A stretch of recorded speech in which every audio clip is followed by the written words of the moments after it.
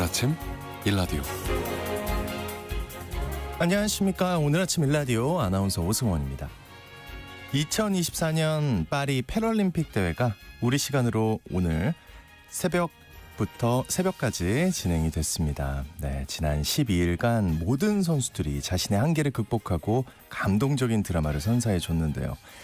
그 덕분에 우리나라는 목표했던 금메달 5개를 뛰어넘어서 금메달 6개, 은메달 10개, 동메달 14개로 종합순위 22위를 기록했습니다. 대한민국 보차 10회 연속 금메달을 따낸 정호원 선수를 비롯해 팔이 없어도 철인 3종을 완주한 김황태 선수의 투지도 볼 수 있었죠. 또 국내 최고의 휠체어 펜싱 선수로 성장해 36년 만에 휠체어 펜싱 은메달을 따낸 권호경 선수 등 모든 선수들 축하드리고요. 정말 수고 많으셨습니다. 그리고 해외 선수들의 인상적인 모습들도 많이 전해졌죠. 영국 양궁 선수인 조디 그랜햄이 임신 중에 출전해 메달을 딴 최초의 선수로 기록되는가 하면 난민팀 대표로 처음 시상대에 오른 태권도 종목의 자키야 쿠다다디 선수 등도 기억에 남는데요. 임신과 장애 등 그 모든 문제가 단지 고정관념일 뿐 꿈꾸는 모든 일들이 가능하다는 희망을 준 지구촌 대축제였습니다. 선수들이 전해준 희망과 즐거움이 국민 모두에게도 좋은 에너지가 될 수 있으면 좋겠습니다. 9월 9일 월요일 오늘 아침 일라디오 출발합니다.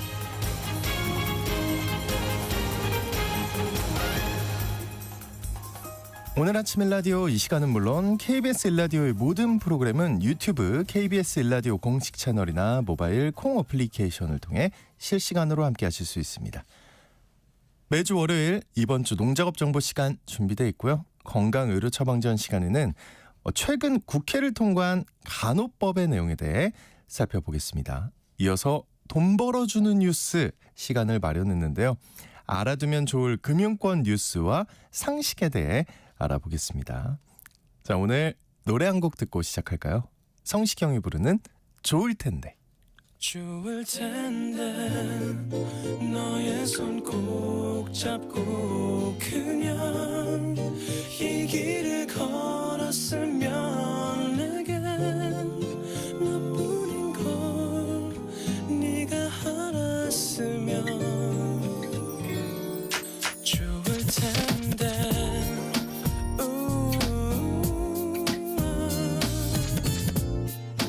얼마 전 만난 남자 얘기 오늘만 해도 벌써 몇 번째니 그에게 전화가 또 왔었다면 조금 얼굴을 붉히는 너 집에 돌아오는 길은 포근한 달빛마저 슬퍼 보여 마음이 아파 나를 위로해줄 네가 있다면 좋을 텐데 너의 손 꼭 잡고 그냥 이 길을 걸었으면 내게 나뿐인 걸 네가 알았으면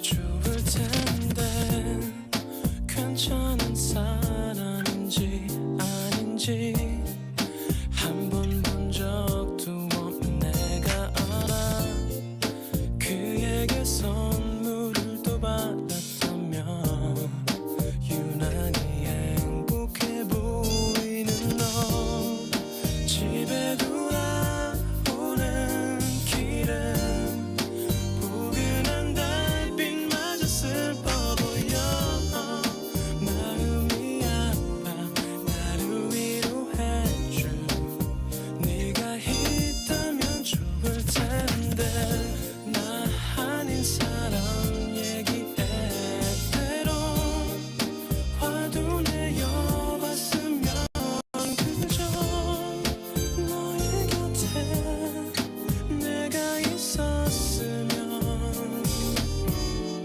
좋을 텐데 모르겠니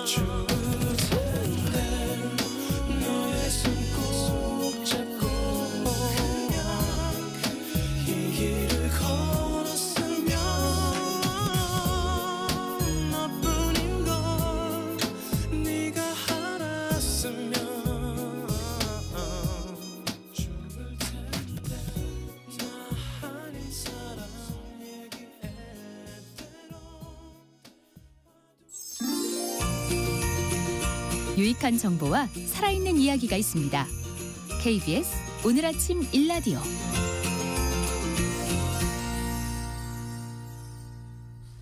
한 주간 농가에서 알아둬야 할 주요 농작업 정보를 전하는 시간입니다.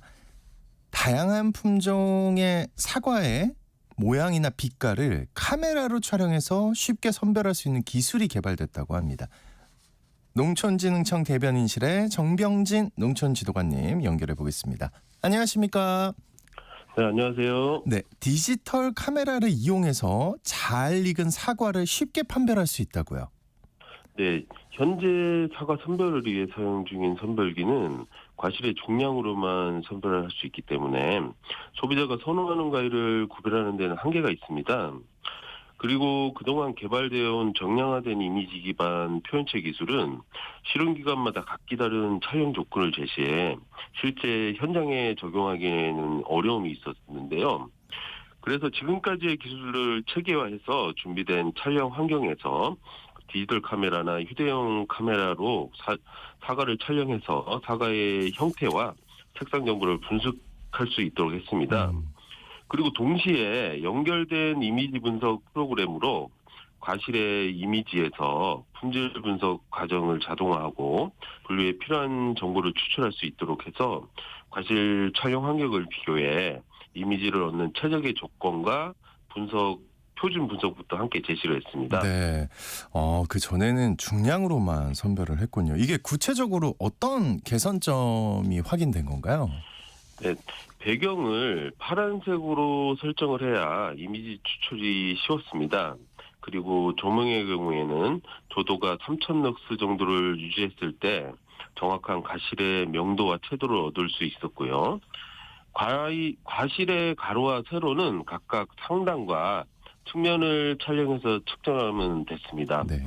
이렇게 하게 되면 기존의 한 가지 지표로 실측값을 계산한 것보다 정확도를 계산할 수 있었습니다. 이 정확도가 높으면 과수농가에서 아주 좋아할 것 같은데 어느 정도로 높은 건가요?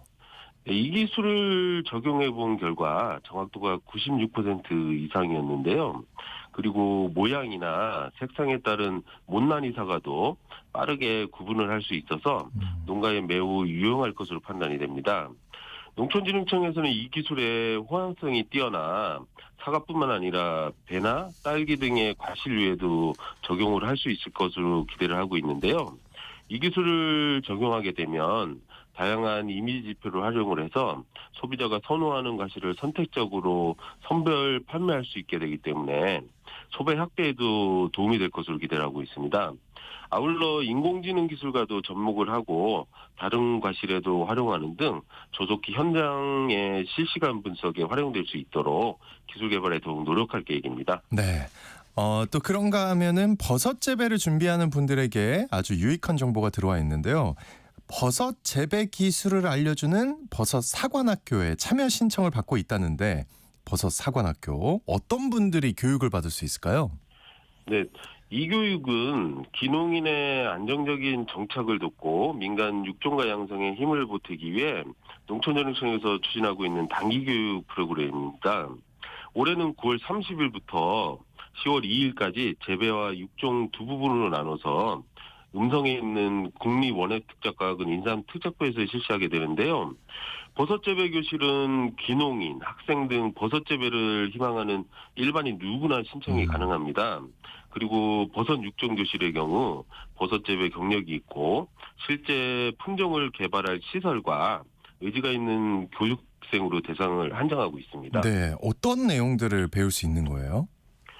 네, 버섯 재배 교실에서는 전현직 버섯 전문가들로부터 버섯에 대한 전반적인 내용과 함께 재배법과 재배 현장의 문제점과 해결 방법, 그리고 귀농 성공 사례 등에 대해서 교육을 할 계획입니다.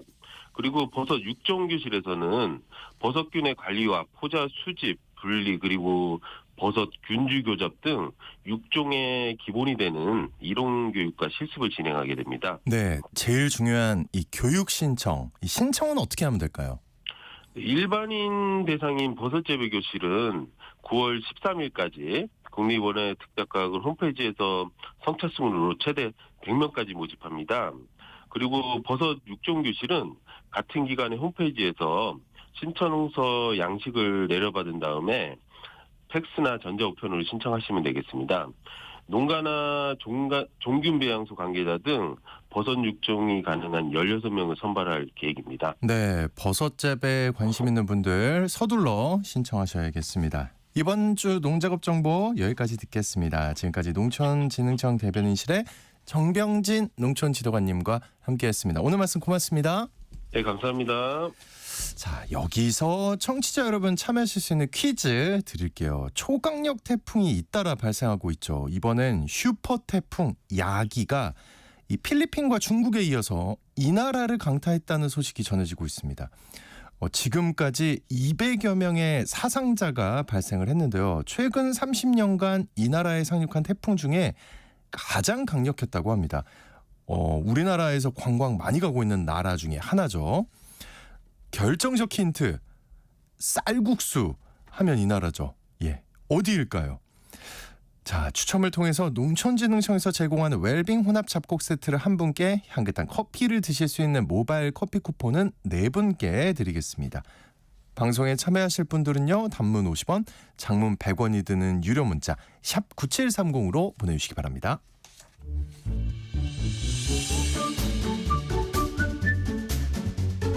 아침을 여는 기분 좋은 습관. KBS 오늘 아침 1라디오.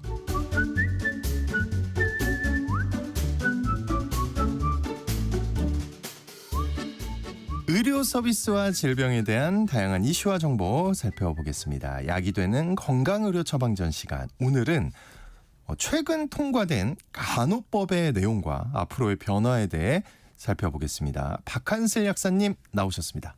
어서 오십시오. 안녕하십니까.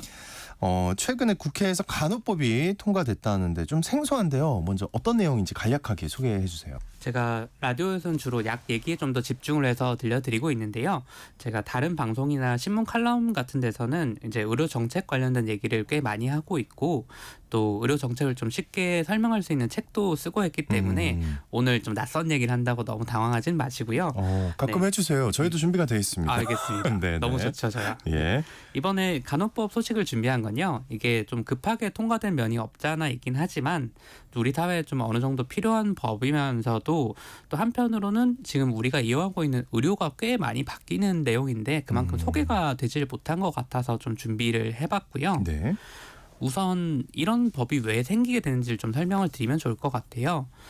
우리나라에서는 이제 모든 의료 행위를 의료법이라는 곳에서 관리를 하고 있습니다. 그래서 의사부터 치과의사, 간호사, 한의사, 조산사 이런 정말 의료 쪽 모든 직업들이 다 여기서 규정이 되어 있고 딱 2가지 정도 예외가 있는 게 첫 번째는 이제 방사선사나 물리치료사 같은 의료기사분들 네. 그리고 저 같은 약사들입니다. 왜 이렇게 2 직업만 떨어져 있냐면 이제 의료기사분들 참 다양한 직군이 더 있습니다만 네네. 의료기사분들도 병원에서 일을 하시지만 이분들은 주된 업무가 의료기기를 이용한 어떤 검사라든지 아니면 또 다른 물리치료 같은 약간 의료랑은 조금 결이 다른 일들을 하세요. 그러니까 의료법에서 규정이 안 돼 있는 거고 네. 약사들 같은 경우도 분명 보건의료 크게 보면 같은 맥락에 속하긴 하지만 이제 약 조제하는 게 이제 병원에서의 의료와는 딱 겹치진 않죠. 그러니까 별도의 분야라고 해서 따로 떼놓은 건데 이제 지금까지는 그렇게 잘 관리가 됐거든요. 근데 간호사분들이 이거 좀 부적절한 거 아니냐. 이거 법을 좀 바꿔야 된다. 이렇게 문제 제기를 하시면서 간호법을 제정해야 된다. 이런 문제가 좀 떠오르게 됩니다. 아, 그래요. 간호법이 따로 필요하다. 네. 그 의료 행위를 모두 의료법에서 관리하는 게 언뜻 들으면 맞는 것 같은데 이게 부적절할 이유가 있나요? 예전에는 정말로 사실 큰 문제가 없었는데요. 어차피 간호사도 의료인이고 의료인들은 다 의료기관에서 일하니까 의료법에서 관리하면 되냐. 당연한 거 아니냐 이렇게 생각을 했는데요. 이게 조금 문제가 생긴 건 어떤 부분이냐면 이제 시대가 좀 바뀌면서 간호사분들이 의료기관에서만 일하지 않는 경우들이 점점 늘어나더라는 겁니다. 간호사분들이 의료기관에서 일하지 않는다. 좀 이상하죠. 예. 왜 그렇지? 라고 하는데 가장 대표적인 게 학교입니다. 학교요? 학교에 예전에 학창시절 잘 떠올려 간호 보시면 선생님? 보건 선생님이 계시죠. 보건 선생님. 예, 네. 예, 예. 보건 교사분들이 이제 간호사 자격증을 필수로 가지고 있고 그 다음에 교사 임용까지 되신 분들이라서 공부를 훨씬 더 많이 하신 분들이시긴 해요. 네, 네. 그런데 학교는 의료기관이 아니죠. 그러니까 우리가 막 예전에 다쳐서 그 보건실 가면은 막 상처 소독해주고 뭐 이렇게 해주고 하시는 게 아주 제한적으로만 허용이 돼 있지 그 외에 나머지 행위들은 법적으로는 불법 행위를 한 거예요. 그러니까 왜냐하면 상처 소독까지 어떤 거예요? 네, 그런 것도 제한적으로 좀 허용은 되어 있습니다. 네, 네. 왜냐하면 학교에서도 그런 게 필요하다는 걸 아니까. 그런데 원칙적으로는 학교는 의료시설이 아니고 그러니까 간호사분들은 의료시설에서 의사의 지도 아래 진료에 보조를 한다 이렇게만 되어 있으니까 학교는 의료시설도 아니고 의사 선생님도 없잖아요. 그럼 그분들이 뭔가 자율적으로 뭘 하는 게 법적 근거가 없는 거죠. 이게 좀 이상하다. 네, 네, 네. 이거는 뭐 사실 학교는 좀 제한적으로는 법적으로 허용이 되어 있긴 한데 이제 요양원이라든지 아니면 노인복지시설 이런 곳들에도 간호사분들이 일을 많이 하시잖아요. 이제는. 그럼요. 예. 근데 거기도 당연히 이제 요양병원의 경우는 의사가 개설한 의료기관인데 요양원이나 이제 뭐 데이케어 센터라든지 이런 곳들은 노인 요양시설이라 가지고 의사 선생님들이 없습니다. 의료기관도 아니고. 그런데 거기서 간호사분들이 일을 하시다 보니 이거는 의료기관도 아니고 그다음에 의사의 지도에 따라서 하는 진료도 아닌데 이분들이 뭔가를 하는 게 타당한가? 이런 얘기가 자꾸 나오는 거예요. 예, 네. 예, 예. 그래서 그런 것 때문에 약간 이제 의료에 대한 것만 규정하는 의료법 말고 간호사의 모든 일들을 규정하는 간호법을 좀 따로 만들어주는 게 맞지 않느냐 뭐 이런 얘기가 있었고 네. 그래서 아마 기억하실 수도 있습니다만 작년에 간호법이 그래서 한번 통과가 됐습니다. 국회법 들었던 것 같아요. 네, 예. 국회 문턱을 넘었는데 그 당시에는 일단 의사 단체들도 굉장히 반대를 했고 그다음에 의료 기사분들도 반대를 했어요. 이제 간호사에 대해서 이런 걸 터주면 이분들이 약간 의료 기사 일을 하는 게 아니냐.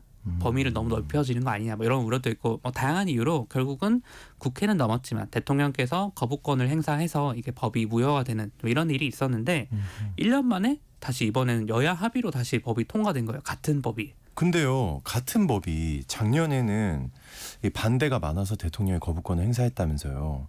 근데 이번에는 그럼 어떻게 되는 겁니까? 또 거부권이 되는 건가요? 상황이 어떤가요? 근데 작년에는 어떤 일이 있었냐면 그때는 이제 야당 단독으로 이렇게 법안이 좀 통과가 됐었는데 이번에는 여야 합의로 해서 아마 거부권을 행사하시진 않을 것 같고요. 네. 그러면 왜 작년 1년 사이에 이렇게 바뀌었느냐 하면 사실 큰 변화가 하나 있었죠. 의료 파업. 그래서 이제 의사들이 파업을 하면서 이제 올 설쯤부터 해서는 정말 계속 의정 갈등이 이어지고 있지 않습니까? 그래서 주변에도 이 문제로 좀 수술 밀리거나 병원 못 가신 분들도 계실 건데 뭐 이거는 워낙 생각들도 다르실 거고 예민한 네. 문제니까 저희가 다룰 건 아닌 것 같고요. 네.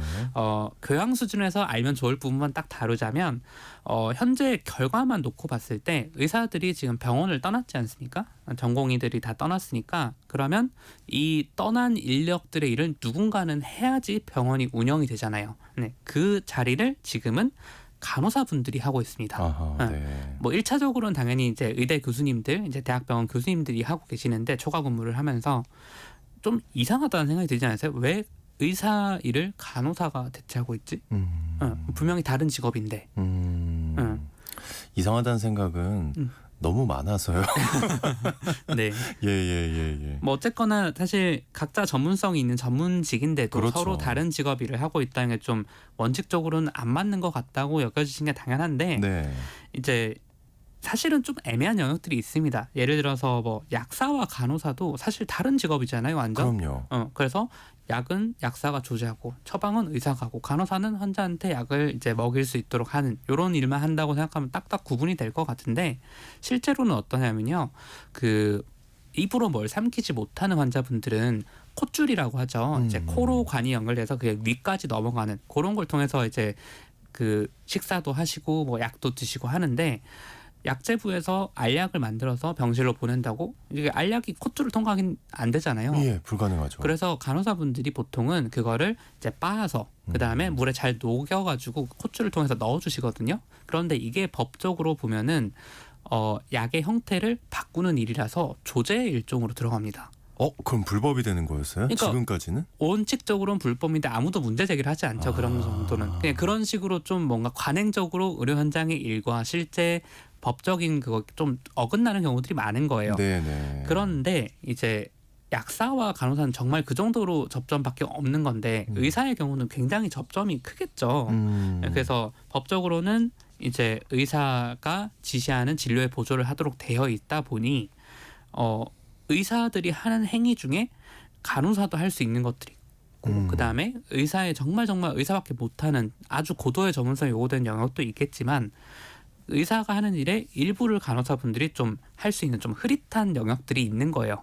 그래서 물론 의사분들도 자기 일을 자기만 할 수 있는 직업 일을 다른 직업한테 떠넘기는 걸 별로 탐탁치 않게 생각하시긴 합니다. 그런데 예를 들어서 뭐 흉부외과 같은 곳들 이런 곳들은 지금 의료 파업 상황 이전에도 굉장히 의사 수가 부족하고 막 전공의가 없다고 기피과 이런 네. 문제가 많았잖아요. 그러다 보니까 정말 손을 어디서든 빌려야 되는 상황이다 보니 그런 좀 간호사분들한테도 도움을 요청하고 그런 수술의 보조를 조금 더 적극적으로 요청하고 그런 식으로 좀 흐릿한 영역이 조금 더 넓어지고 있었던 겁니다. 네. 그래서 명확하게 불법은 아닌데 이제 의사 일을 하는 간호사들이 좀 본격적으로 생기게 된 거죠. 이런 분들은 그러면 일반 간호사분들이랑 다른 건지 아니면 이제 모든 간호사분들이 일정 부분 이런 업무를 하시는 건지 이것도 좀 궁금하네요. 이제 우리가 아는 대부분의 간호사분들은 정말 간호사 업무만 하시고요. 이제 이렇게 의사 업무의 일부를 대체하는 간호사들을 진료 지원 인력 또는 이제 보통은 현장에서는 PA 간호사라고 부릅니다. 네. 이제 진료 지원 인력을 영어로 하면 그냥 피지션 어시스턴트라고 해서 그냥 진료 지원 인력인데 이 PA 간호사분들이 원래는요 아까 말씀드린 흉부외과 같은 좀 기피과 위주로만 좀 있던 분들인데 네. 한 20년 동안 이렇게 꾸준히 늘어서 지금은 이제 서울 소재 대학병원들에만 한 5,000명 정도가 계세요. 굉장히 많은 거고 이분들도 이제 법적으로는 합법보다는 조금 불법에 조금 더 가까운 지금 현행법으로는 네, 현행법으로는 그쪽에 가까운데 그렇다고 사람이 없는데 이걸 어떡하냐라고 하면 사실 할 말이 없잖아요. 그래서 이제 정부에서도 사실 다 알고 있었고 근데 그냥 서로 약간 좋은 게 좋은 거니 좀 묵인을 해주는 그런 상황이었는데 이런 상황에서 지금 의료 파업 사태가 터진 거죠. 그러면 뭐 의료계가 어떻게 할지 이건 뭐 다른 얘기지만 어쨌든 간에 사태가 장기화될수록 의사 인력 공백은 점점 부족해질 거고 그러면 정부에서도 병원들이 좀 이렇게 해서라도 인력 부족을 좀 채워봐라. 근데 병원에서 그냥 관행적으로 암묵적으로 하는 거랑 정부에서 간호사분들 동원해서 인력을 좀 채워보세요 라고 하는 거는 안 다르잖아요. 완전 왜냐하면, 다르죠. 네, 예. 나라에서 약간 법적으로 근거 없는 거를 모호한 행위를 이렇게 지시하는 게 안 되니 야 그러면 이거 어떻게 할까 하다가 그러면 작년에 했던 간호법을 다시 살려보자. 그래서 작년에 통과됐던 간호법은 뭐 이제 의료기관 말고 좀 지역 사회에서도 간호사분들이 활동할 수 있게 해주는 게 골자였다고 하면 이번에 통과된 간호법에서는 하나가 더 붙었습니다. 이제 PA 간호사 그 진료 지원 인력에 대한 합법화 내용이 들어갔어요. 이제 그러면 이제 간호계의 입장에서는 뭐 간호법을 빨리 제정하고 싶다라는 그 욕심이 있었고 그러니까 당연히 찬성을 하신 거고요. 정부에서는 이제 이런 의료 대란이 좀 장기화된다면 어쨌든 인력을 충원할 수 있는 좀 합법적인 근거를 얻고 싶다 보니 좀 실리를 얻은 거죠 이번에. 네. 마지막 부분을 들으니까 이해가 되는 것들이 굉장히 많아졌는데, 네. 특히나 이제 파업 중에는 법적 분쟁의 소지들이 있을 수 있기 때문에 그런 맥락이 있던 거네요. 그러면 이제 법이 통과가 됐잖아요, 그죠? 어떤 게 바뀌는 건가요? 네, 원래대로면 법이 이렇게 됐으니까 앞으로는 이렇게 바뀔 거다. 이렇게 설명을 드리면 좋은데 이번엔 좀 경우가 다른 게요.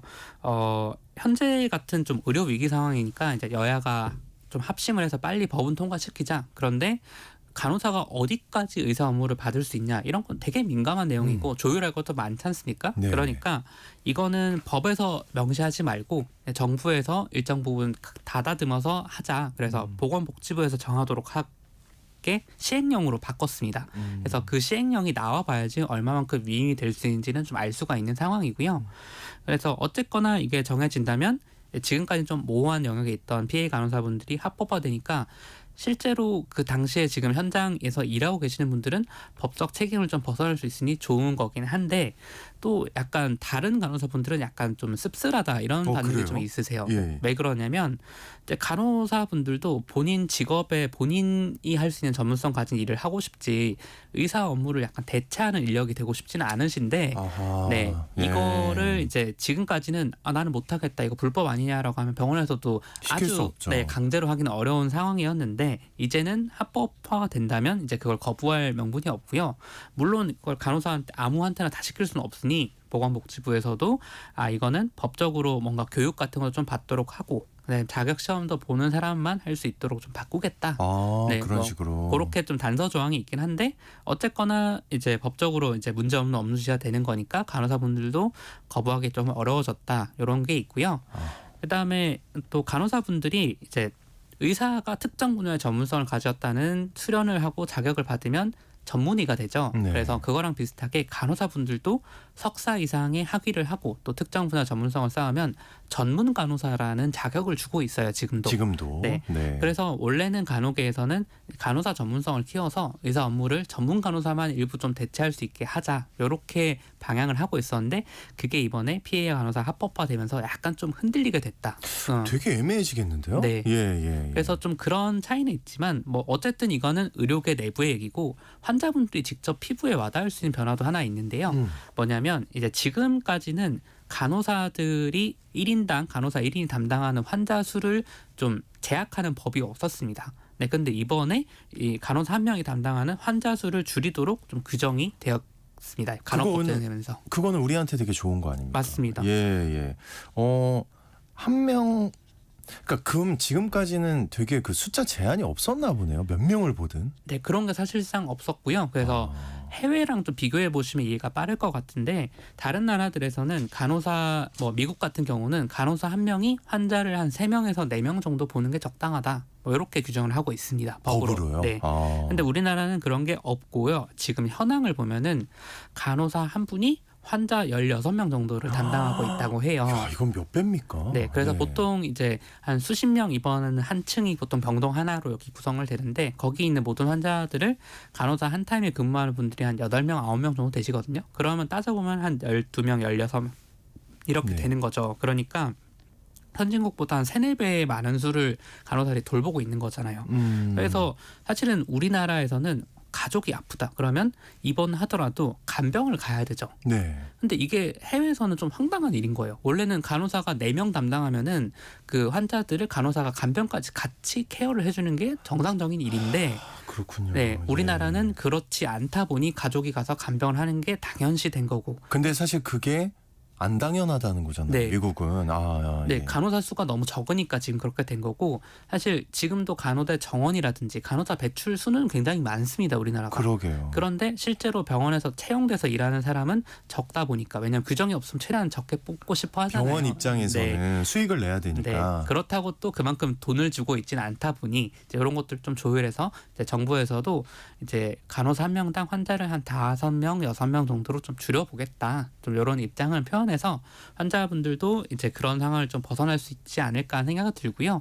지금은 사실 간병 문제가 굉장히 또 심각해지고 있는데 간병인 비용이 사실 병원비보다 더 나온다, 약값보다 더 나온다 이런 얘기들이 많잖아요. 네. 그래서 이거를 건강보험 범위 내로 이제 간호사분들이 직접 수행할 수 있게 좀 포괄할 수 있으면 그런 부담도 훨씬 줄어들 수 있지 않을까. 이런 점은 확실히 좀 좋은 점이라고 할 수 있겠습니다. 알겠습니다. 자, 오늘 건강의료 처방전 시간에는 간호법 제정에 대해서 알아봤습니다. 지금까지 박한슬 약사님과 함께했습니다. 오늘 말씀 고맙습니다. 감사합니다.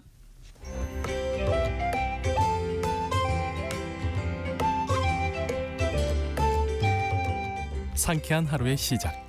KBS 오늘 아침 1라디오.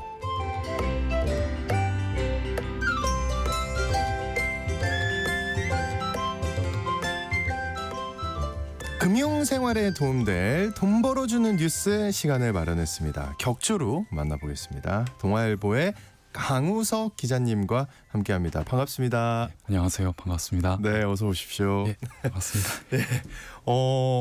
돈 벌어주는 뉴스 첫 번째 뉴스가 처음부터 약세에 관한 주식시장에서 지금 9월은 약세다 이런 말이 나오는데 예.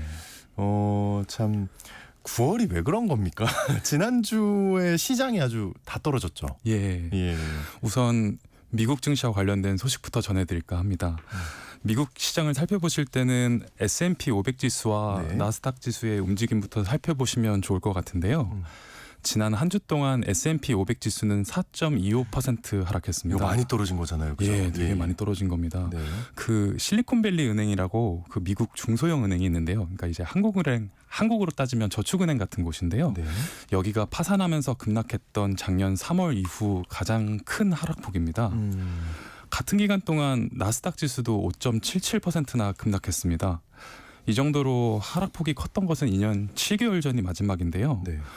우리들이 잘 아는 기업들의 주가도 금요일 하루에만 큰 폭으로 떨어졌습니다. 테슬라 마이너스 8.45%, 엔비디아 마이너스 4%, 구글 운영하는 회사인 알파벳도 마이너스 4%나 하락했습니다. 네. 보통 9월 첫째 주는 나라들을 가리지 않고 주식시장에 약세를 보이는 기간으로 여겨지는데요. 그걸 감안하더라도 미국 증시의 주간 하락폭은 지나치게 컸습니다. 시장에서는 부진한 고용 지표가 증시 하락의 원인으로 거론되고 있는데요. 실제로 미국 노동부가 지난주 금요일 날 8월 한 달간의 신규 취업자 수를 발표했는데 결과가 14만 2천 명이었습니다. 네. 근데 시장에서 예상했던 것은 16만 명이었으니까요. 시장의 예상보다 낮게 결과가 나온 거죠. 지금 이제 고용 지표에 대해서 말씀을 해주셨는데 예. 그 경제 상황을 볼 때 여러 지표들을 참고할 수 있잖아요. 그렇죠? 예. 예. 근데 이제 미국의 고용 지표랑 물가 지표가 늘 뭔가 크게 작용한달까요? 큰 네. 변수가 된달까? 근데 지금 이 시점에서는 고용 지표가 왜 중요하다고 봐야 하는 거예요? 예. 일단 예. 미국의 중앙은행 이제 한국으로 따지면 한국은행에 해당하는 연방준비제도 연준은 크게 네. 두 가지 목표를 가지고 있어요. 하나는 물가 안정이고 다른 하나는 고용 안정입니다. 물론 일반 미국의 평범한 국민들까지 그 물가가 낮아졌다는 걸 체감을 못할 것 같긴 한데 연준은 물가가 상승하는 속도가 어느 정도 진정됐다고 보고 있어요. 네. 그러니까 이제 물가가 잡혔으니 이제는 고용 안정을 추구할 때라고 판단하고 있는 거죠. 그 지난주 금요일 날 미국 노동부가 8월 신규 취업자 수를 발표하면서 동시에 앞서 발표했던 6월과 7월 추정치를 일부 조정한 점을 조금 주목할 필요가 있을 것 같아요. 네. 6월 신규 취업자 수를 당초에는 17만 9천 명이라고 발표했는데 이걸 11만 8천 명으로 한 6만 명 낮춘 거죠. 되게 크게 차이가 나요. 예, 오차가 있는 겁니다. 그리고 7월 신규 취업자 수는 11만 4천 명에서 8만 9천 명으로 낮아졌습니다. 10만 명이 약간 심리적인 지지 장벽으로 여겨지는 편이어가지고 그만큼 미국 노동시장이 빠르게 둔화되고 있다라고 해석을 하시면 될 것 같아요. 요약을 하자면 네. 결국 고용시장이 둔화되는 상황을 막기 위해 미국 연준이 이달 중으로 금리를 낮추려고 하는 거고 그래서 모든 투자자들의 시선이 모든 미국 고용지표에 쏠려 있다라고 말씀드릴 수 있겠습니다. 연준이 금리를 얼마나 많이 낮출지는 결국 고용이 많이 둔화됐냐 적게 둔화됐냐에 달려 있습니다. 근데 미국 상황은 이제 그런 거고 이제 곧 개장을 앞두고 있는데 우리 국내 증시 어떻게 펼쳐질까요? 이번 주말 추석 연휴입니다. 이거 좀 기분 좋게 가야 되지 않겠습니까? 예, 네. 물론 제가 뭐 예언을 하는 게 딱 맞아 떨어지진 않겠습니다만 네. 일단 예언 한번 들어볼게요. 어떤 예언인지. 예. 조심스럽게 사견을 말씀을 드리면 네. 좋지 않을 것 같아요. 사견이죠? 예, 좋지 사견입니다. 않다. 지극히 사견입니다. 예. 여러분도 참고하셔야 됩니다. 예, 공식 의견 아닙니다. 예. 그 금요일 날 국내 증시가 마감을 하고 미국 증시가 열렸다가 마감했기 때문에 미국 증시에 부진했던 심리가 오늘 열리는 국내 증시에 반영될 수밖에 없습니다. 구조적으로. 그러니까 미국이 떨어졌다고 이제 우리나라 항상 이런 식이에요. 예. 미국 떨어지면 우리 떨어지고, 근데 미국 올랐다고 우리 안 오르던데. 그러니까요. 예. 참 웃으면 안 되는데 슬픕니다. 예, 우픈 일인 것 같습니다. 예. 그래서 설령 크게 하락을 안 하더라도 증시의 변동성은 당분간 크게 이어질 것 같습니다. 그냥 쉽게 말씀을 드리면 미국 시장에서 투자자들이 주식을 판다는 것은 그만큼 위험을 감수하면서 투자를 안 하겠다는 뜻이고 이에 따라서 선진국인 미국에 비해 신흥국 시장이라고 할 수 있는 한국 증시에서는 투자자들이 주식을 더 많이 팔고 나갈 가능성이 높은 것이 현실적인 것 같습니다. 네. 당장 9월 첫째 주에 국내 증시 하락폭만 살펴봐도 쉽게 알 수 있는데요. 주간 코스닥 하락폭은 마이너스 7.96%였습니다. 앞서 나스닥 지수 하락폭 말씀드렸던 게 마이너스 5.77%니까 이거보다 훨씬 큰 거죠. 네. 같은 기간 코스피 하락폭도 마이너스 4.86이었는데요. 미국의 코스피에 해당하는 다우조스 30지수 하락폭이 마이너스 2.93%였으니까 이보다 훨씬 컸다고 말씀드릴 수 있겠습니다. 네. 저 우리 기자님이 예상이 틀렸으면 좋겠네요. 저도 틀리길 간절히 바랍니다. 적어도 제 종목만큼은. 다음 뉴스로 넘어가겠습니다. 이 금리 인하 요구권에 대한 얘기인데요. 이게 금리 인하 요구권 말 그대로 금융회사에 금리를 인하해달라고 요구하는 거 그죠? 예. 이거 말씀하시는 거죠? 예, 맞습니다. 네. 이게 개인이나 기업이 신용등급이나 신용점수가 개선됐을 때 돈을 빌린 금융사한테 내 대출이자 좀 깎아줘라고 요구할 수 있는 권리를 뜻한다고 보시면 될 것 같아요. 이게 근데 들어보기는 했는데요. 예. 저도 대출을 했던 적이 있는데 예. 아직 깎아달라고 요구를 못 해봤어요. 예. 예. 예. 이거 해봐야 하는 겁니까? 물론 일단 제가 대출을 받아본 적이 없어서 없어요? 우리 강 기자님? 아직 결혼을 못해서 대출 받을 일이 없었습니다. 예. 저도 결혼은 못했는데 대출은 받았는데 전 어떻게 되는 겁니까? 네. 근데 이게 보니까 네. 금리 인하 요구권이라는 제도가 생긴 게 무려 22년 전이더라고요. 22년 2002년 월드컵 때입니다. 예. 근데 그때는 정부가 금융회사들한테 너희들이 알아서 하라고 자율로 맡겼었어요. 근데 사실 이렇게 하면 어떤 금융사가 소비자들한테 신용점수 오르셨으니 금리 깎아드릴게요라고 먼저 말하겠어요. 말도 안 되는 얘기죠. 은행들도 예. 돈 벌어야 되지 않겠습니까? 그럼요. 예. 그렇다 보니 당시에 제도는 생겼지만 활발하게 사용되지 않았고요. 결국 국회가 2018년 12년에 법제화하면서 금융회사들이 소비자들한테 의무적으로 안내를 하기 시작했어요. 이게 문자가 날라오긴 해요. 예, 받으신 적 있으세요? 그럼요. 예. 예. 그래서 이게 결국은 3년 전에는 그러니까 이제 이게 6년 전에 법제화되면서 예. 의무적으로 안내를 하게 됐고 안내를 안 하면 최대 1,000만 원의 과태료까지 내기 시작하면서 안내를 하기 시작하셨다고 보면 될 것 같아요. 네. 그리고 3년 전에는 금융회사들이 대출자들한테 1년에 2번씩 정기적으로 안내하도록 의무화를 했고 아나운서님께서도 받으신 문자가 아마 그 정기 고지가 아니었을까 싶습니다. 네. 예. 근데 이제 이런 거죠. 그걸 받았는데 에휴 과연 되겠어 하고 그냥 해본 적은 없었던. 예. 근데 이제 좋습니다. 금리 인하를 신청을 하려면 예. 그러면 이제 어떻게 해야 하는 건가요? 이게 모든 금융사에서 할 수 있는 건가요? 예, 맞습니다. 그 시중은행, 저축은행, 카드, 보험, 새마을금고, 농협, 수협, 신협 등 청취자분들께서 대출 받으셨던 모든 금융기관에서 신청하실 수가 있어요. 근데 중요한 건 네. 내가 금리 부담을 줄일 수 있는 상황이 되었다는 거. 그걸 직접 증명하셔야 됩니다. 직접 증명. 예. 그러니까 신용등급이 올랐다. 내 소득과 재산이 올랐다. 이런 상황을 금융회사한테 직접 알려주셔야 된다는 거예요. 그러니까 이를테면 네. 자영업자분들이면 매출액이나 순이익이 증가했다는 걸 금융사한테 증빙을 하시면 되고요. 직장인분들은 그건 보여주기 쉬우니까. 그렇죠. 예. 서류 떼서 내면 되니까요. 네. 그리고 직장인분들 같은 경우는 재직증명서나 급여 명세서 등을 제출을 하시면 됩니다. 그리고 바쁘신 분들은 굳이 지점 안 가시고 모바일 애플리케이션으로 하셔도 됩니다. 방송 들어가 보기 전에 저도 주로 이용하는 시중은행 앱들 살펴보니까 금리 인하 요구권을 모바일로 신청을 할 수 있게 해놨더라고요. 모바일로. 예. 그래서 스마트폰 앱부터 살펴보시는 것도 방법 같습니다. 야. 근데 이제 물론 이게 문제입니다. 이제 신청한다고 해서 다 깎아주진 않을 거 아닙니까? 예. 그 금융사들이 소비자들의 금리 인하를 수용하는 비율 예. 이게 약간 궁금한데 예. 대략적으로 나온 게 있나요? 예, 이게 공시가 되고 있는데 많은 분들이 이용하시는 시중은행부터 말씀을 드려볼게요. 네. 올 상반기 기준입니다. KB국민, 신한, 하나, 우리 등 4대 은행의 금리 인하 요구권 수용률은 평균 31.8%였습니다. 괜찮은데요? 뭐 괜찮은 것 같아요. 괜찮다고 볼 수도 있고 어떤 아닐 분들 수도 입장에서는 좀 아쉽다고 생각하실 수도 있을 것 같아요. 네네네. 세부적으로 보면 신한이 수용률이 50.5%로 가장 높았고요. 나머지는 30%를 밑돌았습니다. 그러니까 이제 신한을 제외하면 아직은 수용률이 높은 수준이라고 보기는 어려울 수도 있을 것 같습니다. 그러네요. 근데 신한이 압도적으로 높긴 하네요. 50.5%. 네, 신한 같은 경우는 조금 이 금리 인하 요구권이 있다라는 것을 조금 더 공격적으로 마케팅하는 사례라고 보시면 될 것 같아요. 그렇군요. 예. 예. 그리고 은행 대출보다 조금 대출 액수가 적은 편인 이제 카드론이나 네네. 보험약관 대출 같은 경우는 조금 더 수용률이 높게 나타났어요.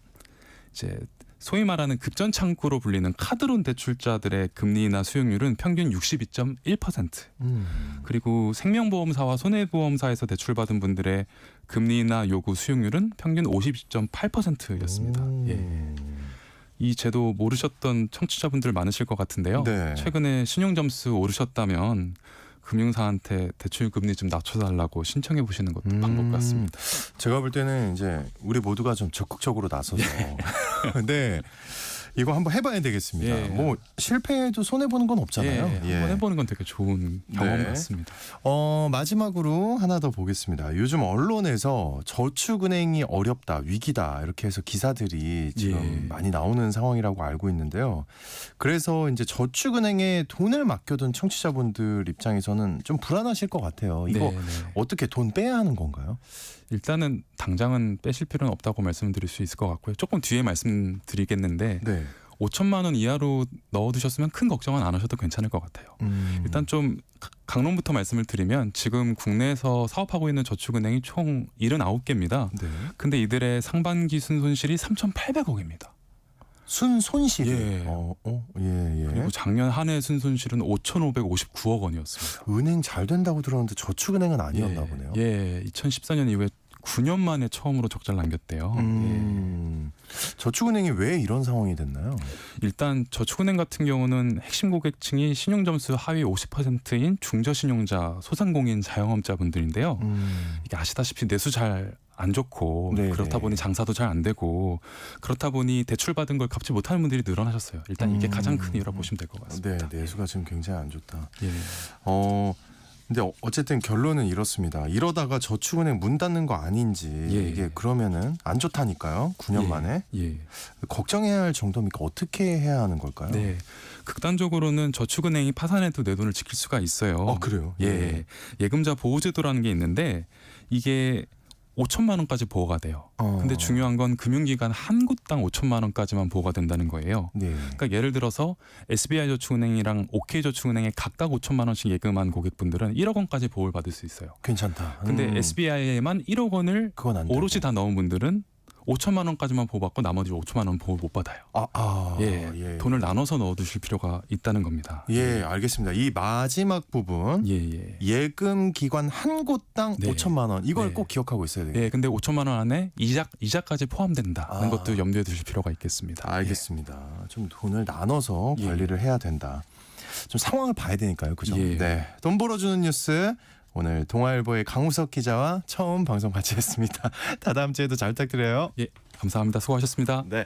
자, 오늘 퀴즈의 정답은 베트남이었습니다. 2617님 정답 보내주셨고요. 0613님 쌀국수라면 베트남이죠 하고 보내주셨고 3436님 친구가 하이퐁에 살고 있는데 엄청 무서웠다고 합니다. 사진을 보내줬는데 가로수도 뽑히고 심각하더라고요. 네, 저도 아까 뉴스 봤는데 깜짝 놀랐습니다. 친구분 잘 살아계시길 바라겠고요. 안전하게. 중복 당첨 여부 확인 후에 홈페이지에 당첨자 올려놓겠습니다. 전 내일 다시 돌아올게요. 좋은 하루 보내세요.